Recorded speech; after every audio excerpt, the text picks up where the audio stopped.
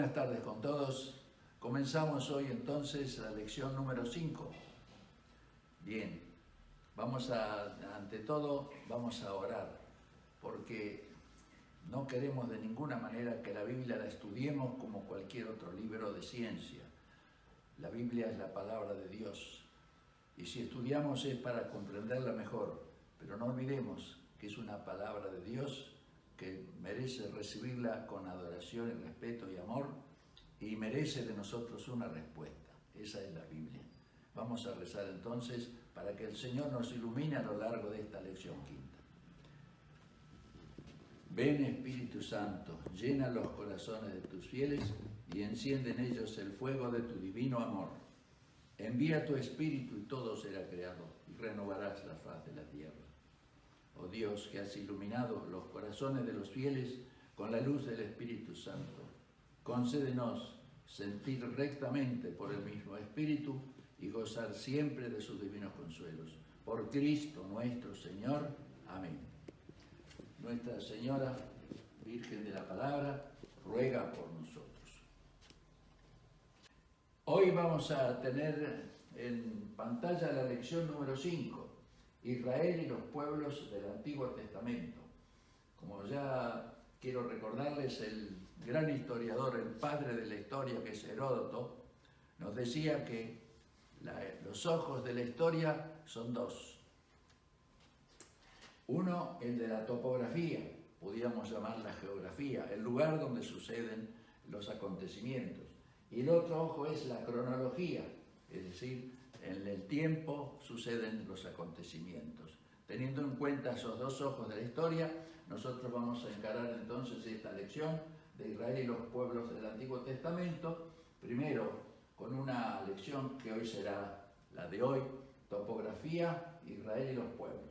Y dejaremos para otra ocasión la cronología, las grandes etapas de la historia de Israel. La topografía de Israel y los pueblos del Antiguo Testamento. Bien, la geografía de esa zona va a consistir en una especie, vamos a ver después, como una media luna. Una media luna que tiene, digamos así, por un cuerno de esa punta de la media luna, la Mesopotamia. Allí en la Mesopotamia, junto a los ríos del Tigris y Éufrates, pues está allí el imperio asirio, vamos a ver, el imperio babilónico y el imperio persa. Después pasaremos a la otra punta de la media luna, que es Egipto. Y después vamos a ir viendo el mundo grecorromano. Cuando ya fuera de la media luna nos vamos hacia el Mediterráneo, el imperio griego, el imperio romano. Después vamos a ver como un tema aparte el helenismo, de Alejandría, la ciudad de donde procede esa fuerza del helenismo. Y después una escuela de los grandes pensadores cristianos de Alejandría. Esos temas de la filosofía griega incidió muy fuertemente sobre la formación de la teología cristiana. Y fue realizado todo ello en Alejandría. Entonces vamos a empezar hoy, topografía, Israel y los pueblos del Antiguo Testamento. Como observación tenemos esta. Primera, que la fe de Israel es fundamentalmente histórica. Es decir, Dios habla al pueblo hebreo a través de los acontecimientos. Es muy diferente de cómo Dios habló, por ejemplo, a los pueblos griegos. Dios les habló a través de los pensamientos de los filósofos. Bueno, y San Clemente de Alejandría nos va a decir, la historia para los judíos y los judíos son como el Antiguo Testamento, para ambos. Para los judíos serán los acontecimientos y para los filósofos de los griegos son los filósofos, precisamente van a ser como el Antiguo Testamento que preparan la venida del Mesías. Bien. Israel, después en segunda anotación, diríamos, está muy condicionada por sus vecinos, evidentemente. Son civilizaciones mucho más avanzadas y evidentemente de alguna manera influyen sobre el desarrollo de la vida del pueblo de Israel. Teniendo eso presente, empezamos entonces con el tema siguiente. Mesopotamia, dijimos. Esta es la famosa media luna fértil. Su punta derecha está en la Mesopotamia. Mesopotamia es esta zona del Asia Menor comprendida entre los ríos Éufrates y Tigris. Mesopotamia en griego significa en medio de los ríos, como en la Argentina, entre ríos, corrientes, significa entre el Uruguay y el Paraná está esa tierra, Mesopotamia, Argentina se llama. Esta es la Mesopotamia del Medio Oriente, entre el Éufrates y el Tigris. Está una punta allí entonces de la media luna, está allí puesta, ¿no es cierto? Y la otra va a ser Egipto, otro río, el Nilo. Bueno, entre una y otra va a estar este corredor, digamos así, fértil, en que va a ser testigo de muchas invasiones y, digamos así, desplazamiento de pueblos a través de estos dos centros, que en el fondo son dos ríos, ¿no es cierto? Los dos ríos, Éufrates, Tigris y el Nilo. Empezamos entonces, decíamos, con el imperio asirio. El imperio asirio, muy bien, va a tener su, digamos así, su capital es Asur. Pero vamos a hablar un poquito en general de la Mesopotamia, antes de hablar ya de los imperios particulares. Es como la cuna de la civilización, la Mesopotamia, ¿no es cierto? Allí hace 8.000 años se inventó la agricultura, más o menos, ¿no es cierto? Después, hace 5.000 años, allí, Antiguo Testamento, tuvo lugar del descubrimiento de la rueda. Sepamos que el descubrimiento de la rueda significó un avance enorme en la civilización, prácticamente como otros avances como el dominio del vapor, que señaló para la época industrial, la escritura, pero la rueda tiene una importancia enorme y se inventa la rueda allí y la alfarería. Y en el 4000 se inventa la escritura y el carro, aunque parezca mentira. El carro es un gran invento también. Recordemos que en Sudamérica no hay carros, no hay ruedas en Sudamérica. Los aztecas y los incas no tenían conocimiento de la rueda, no tenían carros, por ejemplo. Tampoco tenían animales para uncir en los carros. No tenían bueyes, no tenían mulos, no tenían caballos. Tenían solamente pues llamas y nada más. Bien. Pasamos entonces que hacia el 3000 están esos pueblos que llamamos sumerios, la civilización naciente está allí en Mesopotamia. Están en el 2300 están los acadios y en el 2100 al 1600 están los amorreos. Atención entonces, Abraham es del 1850, siempre antes de Cristo, por supuesto. Entonces ya están entre los amorreos, la civilización de los amorreos. Los amorreos son 2100 a 1600, entonces Abraham está allí. Comienza entonces el primer personaje, digamos así, histórico, en que se basa la revelación cristiana. Abraham, 1850. Allí está situado entonces en la Mesopotamia, cuna digamos así, de la civilización. En el siglo IX, del 862, está el imperio asirio, que tenemos ahí en el mapa. El imperio asirio que tiene como capital Asur. Asur está aquí, entre el Éufrates y el Nilo, Asur. Y a la palabra Asur le da el origen a la palabra Asiria. Este pueblo se extendió a Canaán, este imperio, llegó a Canaán y aquí está Canaán, e invadió, digamos así, la tierra de Canaán, acabó con el reino de Israel y Samaria, llevándolo cautivo a Nínive. El pueblo de Israel, sí, fue llevado a Nínive por este imperio asirio. Y Nínive está, diríamos así, al lado del Tigris, a ver si la vemos acá, Nínive.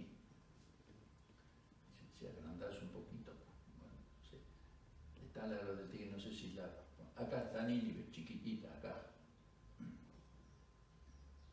Bueno, ahí está al lado del río el Éufrates, o el Tigris, acá está Nínive.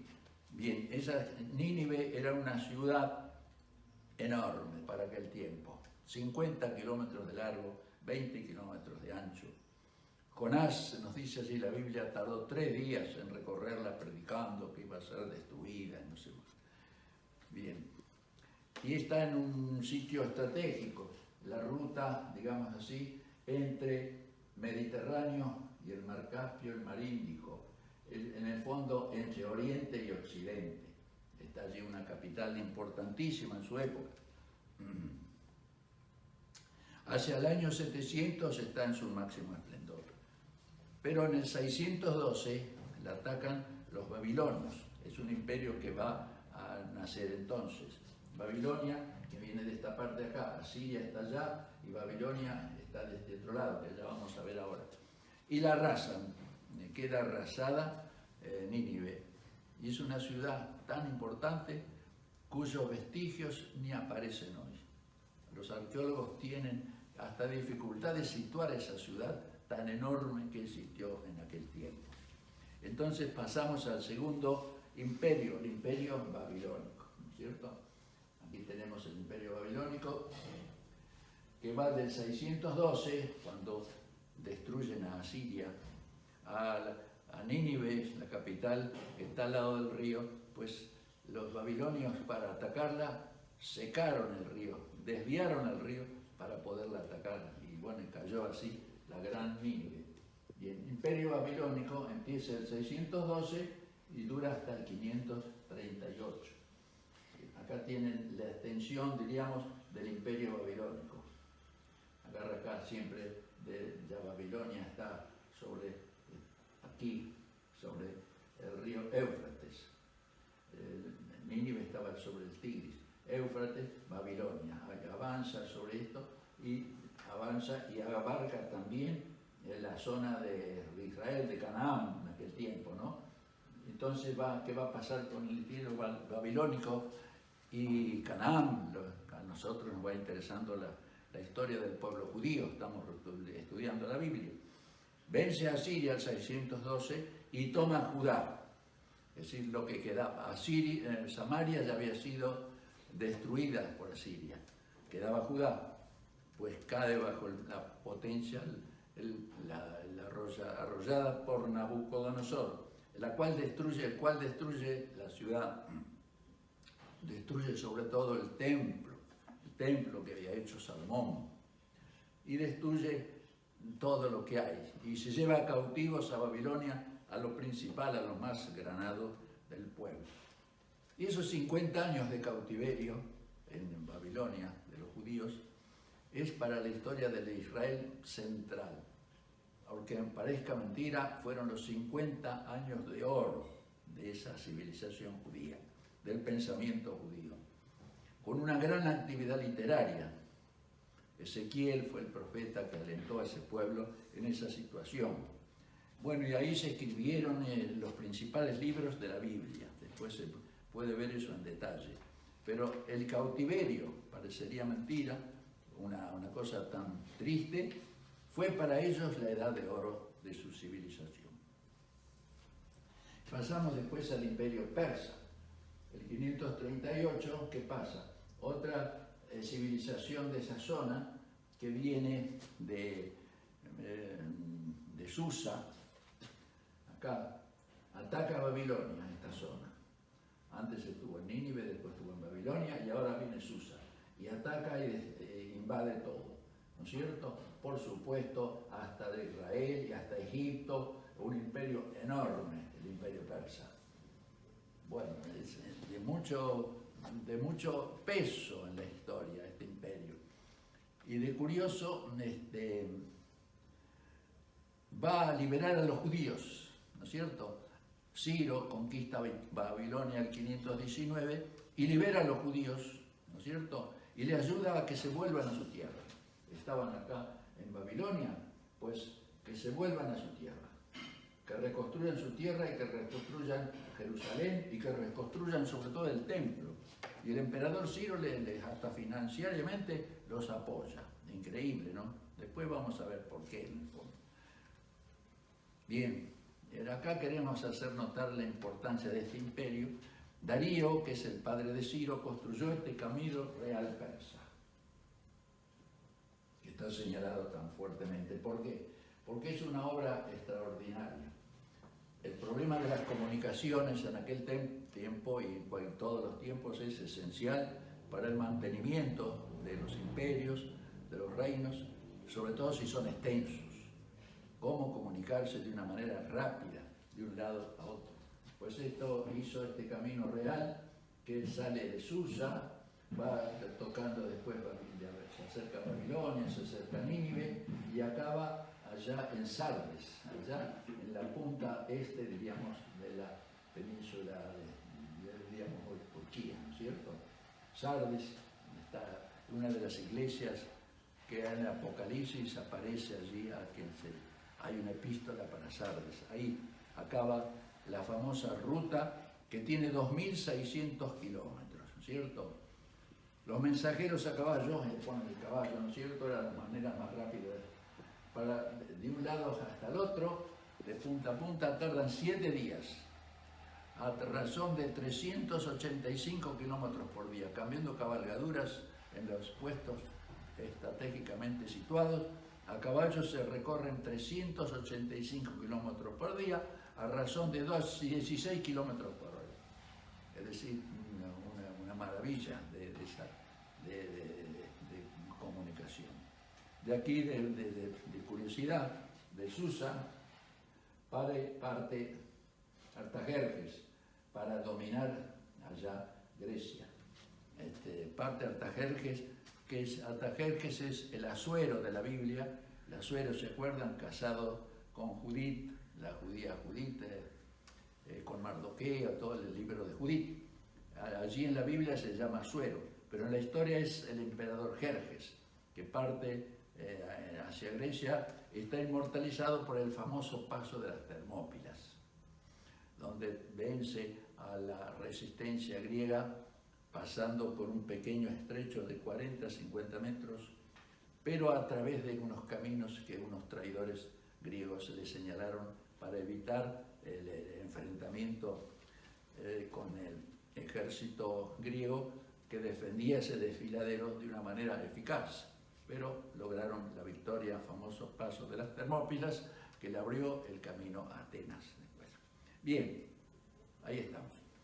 ¿Por qué el emperador Ciro liberó a los judíos?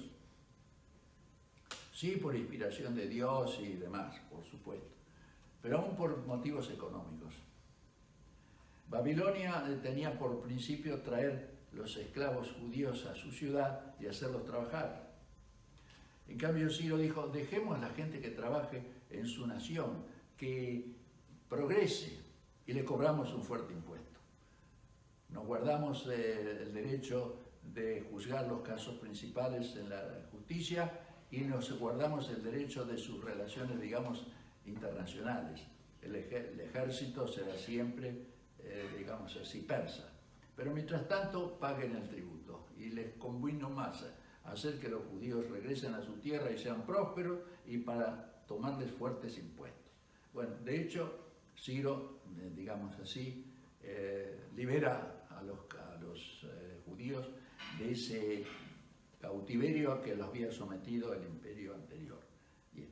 Y pasamos entonces ahora a Egipto. Egipto, que es la punta izquierda de la media luna fértil que vimos. Una punta estaba sentada allá en Persia y demás, y para ahora allá en el Mediterráneo, en la Mesopotamia, y la otra al lado del río Nilo. Egipto es una palabra mayor, es un pueblo que más influyó en Israel, Egipto. Es un pueblo famoso por su civilización milenaria, por su historial, y por su cercanía a Israel. Israel dependía mucho de Egipto para la situación alimentaria. El Nilo daba para todos y los pobres nómades, seminómades judíos, acudían ahí para proveerse de alimentos. Por ahí se van a desplazar, por eso muchos judíos hacia Egipto. Bien, hacia el año 3000, Egipto tiene una cultura, pero muy avanzada. Acuérdense que la pirámide de Keops es del año 2600, ¿no es cierto? Y la pirámide es un reflejo, digamos, de esa cultura extraordinaria de ese pueblo. Y bueno, Egipto dominó a Israel desde el 1900 al 1500, más o menos, ¿no es cierto? Hacia el 1500 tribus semitas, seminómades, se infiltraron aún en el poder que gobernaba a este gran imperio egipcio. Acuérdense de José, como después fue promovido a cargos muy altos dentro del poder de los egipcios. Pero después vino Ramsés II, al año más bien 130, 1800, y otros faraones oprimieron a los judíos. Acuérdense que Moisés es del 1250. Estamos allí entonces en pleno desarrollo del imperio egipcio. Y se escapa por fin Moisés de digamos así, de ese cautiverio en que estaban oprimidos los judíos. Y pasamos después al mundo, al greco-romano. Ya pasa entonces el centro del mundo, el peso, digamos así, el centro de gravedad, pasa ya de la Mesopotamia, Éufrates, Nilo y Nilo, pasa al mar Mediterráneo. El mar Mediterráneo entonces va a albergar, digamos así, dos imperios. El imperio griego, lo vamos a ver ahora, el imperio griego, eso, el imperio griego, del 331 hasta 63. El imperio griego que ya vimos un poquito el persa que hizo ese camino, pero el imperio griego que se extiende por toda esta zona y sobre todo en el norte de África y demás. Bien, el imperio griego que va a influenciar mucho, por supuesto, en la tierra de Canaán. Desde hacia el año 2000 más o menos, en Palestina vienen mucho lo que se llaman los filisteos. Los filisteos van a ser siempre los enemigos de los judíos. Son pueblos que vienen de las islas acá del mar Egeo y se instalan acá en estas costas, donde está actualmente Gaza y toda esa parte, la zona de los filisteos. De esa manera, el pueblo del mar, le llama la Biblia, vinieron y se instalaron en esa costa.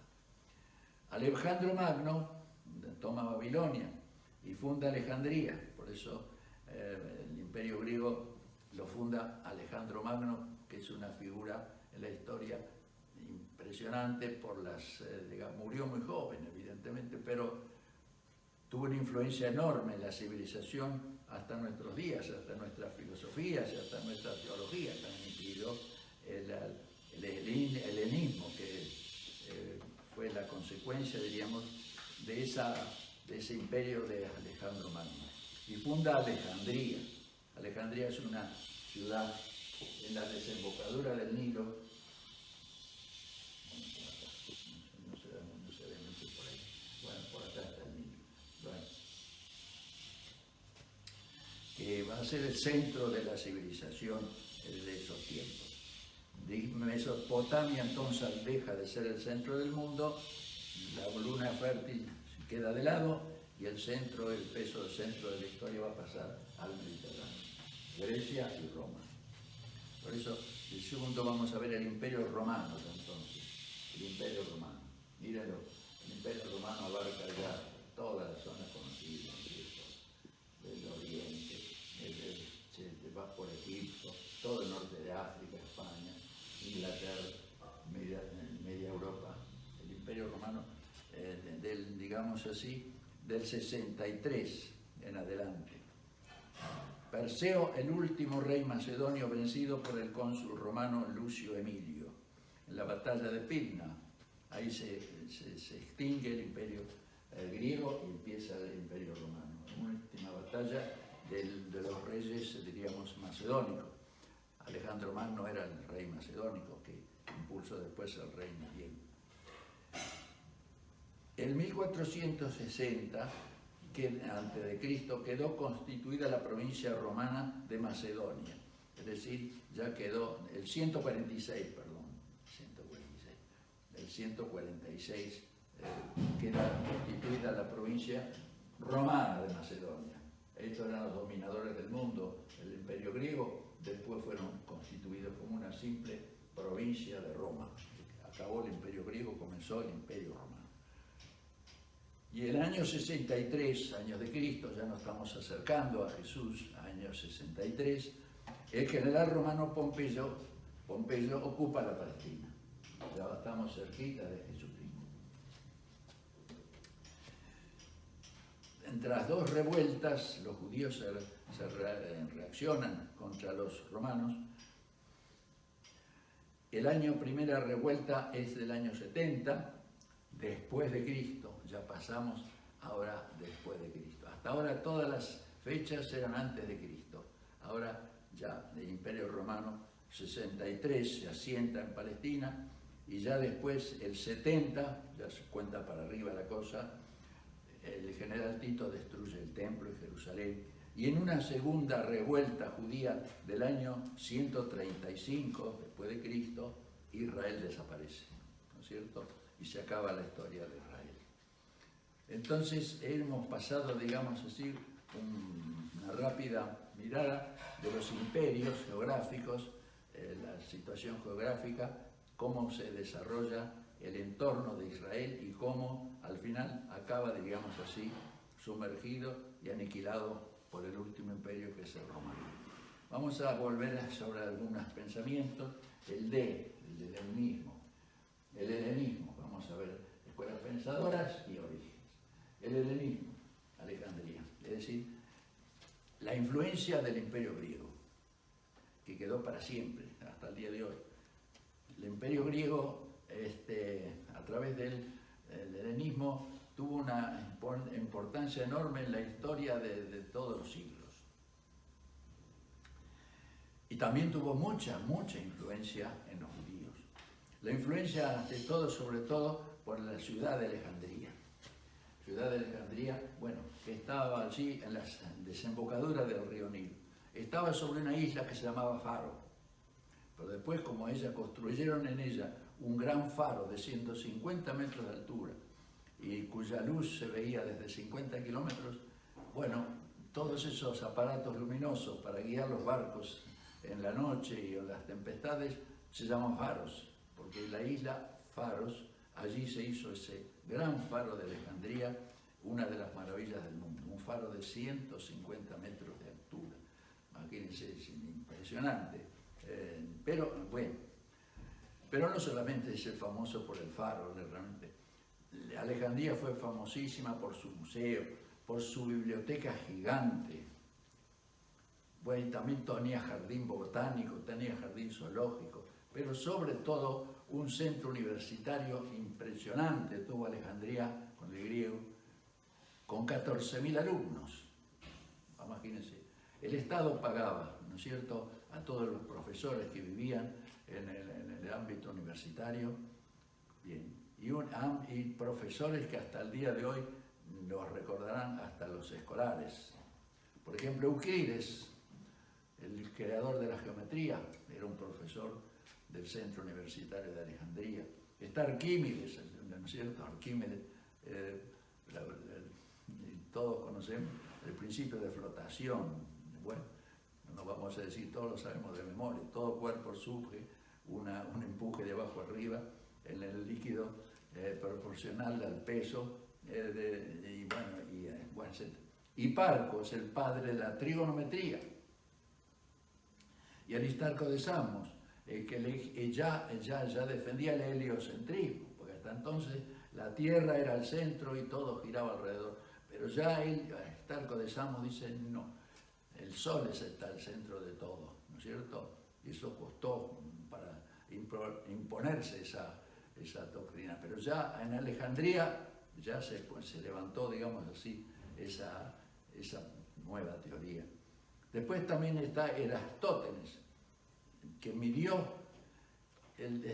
imagínense, la circunferencia terrestre con los medios de entonces, midió la circunferencia terrestre y le erró por un centésimo. Actualmente con todos los aparatos a veces y por haber se mide la circunferencia terrestre y se difiere de la de que hizo Eratóstenes solo en un 1%, es decir, prodigios de matemáticas, de todo. Y el famoso Galeno, el profesor de medicina, Galeno era un profesor de Alejandría. Y Herón de Alejandría, la primera máquina de vapor, bueno, es decir, un montón de sabios y enigmas, filósofos y demás, que hizo que Alejandría tuviera un peso fenomenal. Pero ustedes dicen en la Biblia, tuvo un peso fenomenal también sobre la Biblia.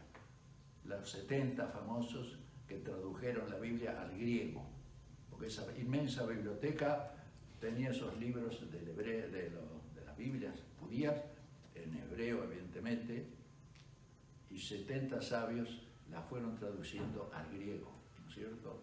Y ese es el famoso, después, canon alejandrino, y que añade a la digamos así, la Biblia hebrea, añadieron 7 libros más, entre los cuales está el Eclesiástico, escritos en Alejandría. Hasta libros inspirados por Dios fueron escritos también en Alejandría. Y Filón de Alejandría es un contemporáneo de Cristo, del tiempo de Cristo. Filón de Alejandría, un filósofo cristiano de la Alejandría, y aplicó el platonismo, la filosofía del griego Aristóteles, de Platón, y el estoicismo lo aplicó a explicar la Biblia, ¿no es cierto? E influenció así también en la teología católica que estaba entonces naciendo. O sea, Alejandría influyó en nuestra fe que hoy confesamos, ¿no es cierto? Los filósofos griegos, Platón, Aristóteles, y en la ciencia, imagínense todo lo que hemos dicho. Bien. Y cuando llegaron los romanos de Pompeya, que invadieron, evidentemente, el imperio griego caía, invade Roma, Alejandría, toman Alejandría el año 46, ya la mitad de la población egipcia hablaba griego. Es decir, se había impuesto tanto que los griegos perdían, los egipcios perdían su idioma porque empezaban a hablar griego. Tal era, digamos así, la atracción de esa cultura formidable. Bueno, y vamos a seguir entonces otro temita, la escuela de los pensadores cristianos. Entonces también había muchísimos cristianos en Alejandría y se empapaban con esa filosofía y trataban de hacer síntesis de la filosofía griega con los datos de la Biblia y la palabra del Evangelio. Y entonces grandes pensadores cristianos de los siglos II y III, cuando se funda, del primero al tercero, entonces entra a cuajar, diríamos, las bases de la teología católica, ¿no es cierto? Porque el Evangelio son parábolas, Pablo le da cierto fundamento, ya, pero después, con la filosofía griega, decíamos que para los griegos era el Antiguo Testamento, bien, con ese aporte de esa filosofía brillante griega, se va a completar y va a cuajar la teología católica. Los pensadores cristianos del siglo I al III tienen una escuela fundada por un tal Panteno. Tuvo gran influencia en el cristianismo primitivo. Tenemos 2 representantes, uno Clemente de Alejandría, que ya lo citamos antes, diciendo que para los judíos el Antiguo Testamento era histórico y para los griegos eran los filósofos. Antiguo Testamento, Dios hablaba a través de la historia a unos y a través del pensamiento a los otros. Qué bueno. Pero tiene un discípulo gigante que se llama Orígenes. Y vamos a dedicarle nada más que el último, antes de acabar, el último ítem de este pequeño discurso. Orígenes es un gigante. Del 185 vive al 215. Es uno de los 3 pilares de la teología católica, con San Agustín y Santo Tomás. San Agustín, Santo Tomás y Orígenes. Bien. Bueno, y todos ellos dependiente mucho también de la filosofía griega, ¿no? Por tanto, de Alejandría. Bien, de Orígenes, cualquier cosa que se digan es poco. Entre otras cosas, vamos a decir, escribió más de 800 libros. Y escribió sobre todo los hexapla. ¿Qué son los hexapla? Para investigar en la Biblia dónde está la palabra exacta, cuál es el sentido correcto, puso escribió un libro de 6, digamos así, columnas, y puso 6 traducciones diferentes para versículo a versículo irlas comparando, ¿no es cierto? Así. Tardó 20 años en escribir ese libro, y ese libro tiene 50 volúmenes. Los hexapla, donde están consignadas, bueno, no sé si de curiosidad se puede decir cuáles son cuáles son esas 6 columnas que él iba bueno, por ejemplo, está en caracteres hebreos, una Biblia en hebreo, y con caracteres hebreos, ¿no es cierto? En otra línea, esa misma Biblia con caracteres griegos, traducida y ya escrita con caracteres griegos. Después otras traducciones de Águila, después otra traducción de Quisímaco, después está la traducción de los 70, famoso, ya las conocemos, la versión del hebreo al griego, de los 70, ¿no es cierto? Bien, y bueno, y por fin una de Teodoreto, qué sé yo, 6 Biblias a la vez, versículo por versículo, para ver cuál es el más exacto, para acercarse lo más posible a una versión original que fue después de resumir 6 Biblias a la vez. Formidable, ¿no? Bien, después, digamos así, fue famoso porque se dedicó también a etimologías hebreas y después un gran predicador. Fue financiado. ¿Cómo escribía este hombre? Este hombre seguramente no escribió en una línea, quizás. ¿Y cómo 800 libros? Porque tenía un discípulo convertido que se llamaba Ambrosio, que tenía mucho dinero. Entonces Ambrosio dice, usted hable, no escriba. Y le pagaba a 6 estenógrafos, que le tomaban lo más posible de lo que iba hablando. 6 estenógrafos. Además un número enorme de calígrafos y escribanos, que le iban tomando todo a Orígenes. Y Orígenes entonces podía hablar y pensar y explayarse, porque todo quedaba por escrito, aunque él no era escritor. Se llamaba el hombre de acero. Qué lástima. A Orígenes, porque algunas doctrinas de Orígenes, defendidas después por algunos discípulos, después de su muerte, fueron condenadas. Porque en aquel tiempo muchas verdades de fe todavía estaban en el aire, sin cuajar. Y evidentemente algunos pensamientos de Orígenes no llegaron a satisfacer digamos así, a los criterios de la Iglesia Católica y fueron condenados, pero la obra de Orígenes es inmensa. Por ejemplo, una teoría de Orígenes se llama, hasta con el nombre griego, se llama, todo el mundo la conoce, Apocatástasis Panton. ¿Qué significa? Orígenes pensaba que después de X años, en la mismidad de los años, Dios iba a perdonar a todos los que estuvieran en el infierno, inclusive a los ángeles caídos. Iba a ser, digamos así, la renovación total, que al final de los siglos todo iba a ser en Cristo glorificado, ya no iba a haber infierno, ni diablo, ni nada. Bueno, eso fue condenado, por ejemplo.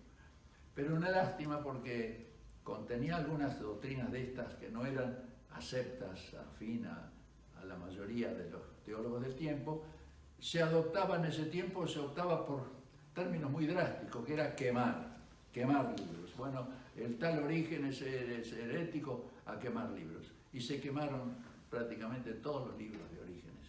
¿Y cómo conocemos a Orígenes, a ese gran pilar, digamos, de la teología católica? A base de los comentarios que hacen los que han leído Orígenes.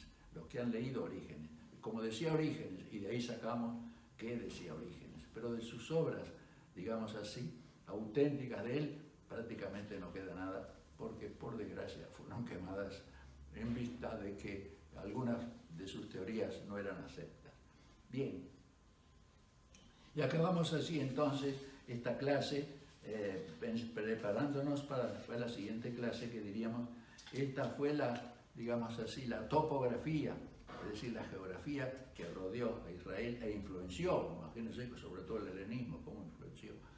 Y después en la próxima clase vamos a ver, digamos así, la cronología, es decir, el tiempo en que se fueron realizando y dándose estos acontecimientos. Así que vamos a dar gracias a Dios por la lección que acabamos de realizar y le vamos a hacer así. Te damos gracias, omnipotente Dios, por los beneficios recibidos de tus manos, por Cristo nuestro Señor. Amén. Shalom, que Dios les bendiga.